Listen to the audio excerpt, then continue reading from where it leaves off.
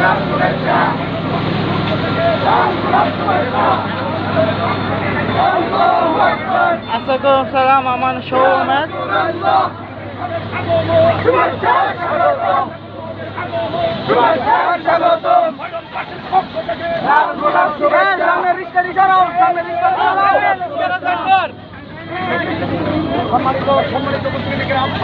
আজ আমাদের মাঝে এসে উপস্থিত হয়েছে জাতীয় কাউন্সিলের মাধ্যমে সারা দেশব্যাপী আলোচিতভাবে প্রত্যেক মানুষের জল্পনা কল্পনার মাধ্যমে যে আহলুস সুন্নাত ওয়াল জামাতের যে জাতীয় কাউন্সিল হয়েছে সেই কাউন্সিলের মাধ্যমে যিনি আমাদের আহলুস সুন্নাত ওয়াল জামাতের চেয়ারম্যান হিসেবে মনোনীত হয়েছেন শাইখুল হাদিস আল্লামা কাজী মঈনুদ্দিন আশরাফী হুজুর মাদ্দাজিল্লাহ আলী হুজুর আগমন করেছেন। সবাই বলি মারহাবা।